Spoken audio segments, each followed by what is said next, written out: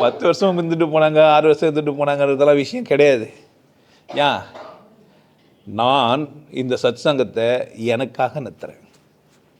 யாருக்காக? யாருன்னா ஒரு புரிதல் உள்ள மனிதனுக்காக.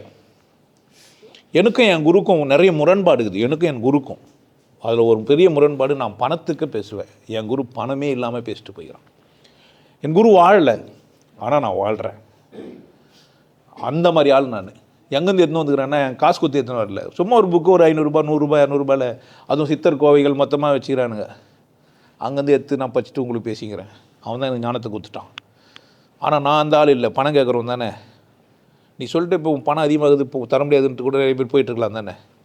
எப்போ போனாலும் பணம் கேட்டுனுக்கிறான், நம்மளால் என்ன பண்ண முடியாது, தாக்கு பிடிக்க முடியாதுன்னு கூட போயிட்டுருக்கலாம். பிரச்சனை இல்லையே, தப்பு கிடையாது. அது மாதிரி போனவங்களுக்கு நான் என்ன தான் சொல்லுவேன்றேன், நான் உள்ளுக்குள்ளே நன்றி தான். ஏன் 50% கேட்குறான், நம்ம போய் உட்காந்துருந்தாக்கா.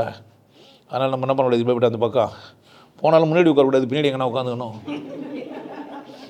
நேராக போனால் தான் காசு இல்லைங்க, அப்போ என்ன பண்ணிடலாம், நம்ம ஆன்லைன்லேயே பார்த்துக்கலானோ. அவனுக்கு நான் பிரச்சனைக்குரியவன் கிடையாது. ஏன்னா அவனுக்கு என்ன பண்ண முடியல, ஈடு குத்து. நான் வந்து ஒரு ஐரோப்பா டூர் போடுறேன், எல்லோரும் வர முடியாது. அதை மீட் பண்ணுறதுக்கான பணம் அந்த மாதிரி இல்லாமனால போயிருப்பான். என்ன கூட ஈடு குத்து. நான் வாழ்கிறவன் வாழ்ந்துன்னுக்கிறேன், அப்படி தான் இருப்பேன் நான். அப்படி தானே. பிரியாணின்ட்டு நான் விதவிதமாக அவரை போடுவேன். உங்களுக்கு தாக்கு பிடிக்க முடியாமல் கூட நீங்கள் என்ன பண்ணலாம், போகலாம். அந்த மாதிரி போனவங்களுக்கு நான் என்ன ஒன்றும் செய்ய முடியாது. அப்படி போனவங்களும் இருக்கலாம். ஆனால் என்னிலும் சிறப்பான ஒரு இடத்துல போனேன்னு சொன்னவன் முட்டாள் தான். என்ன பண்ணியிருக்கணும். நான் இப்போவும் சொல்கிறேன், என்னிலும் சிறப்பானவனை சந்திச்சிட்டேன்னா வந்து என்கிட்ட சொல்லுன்ட்டு.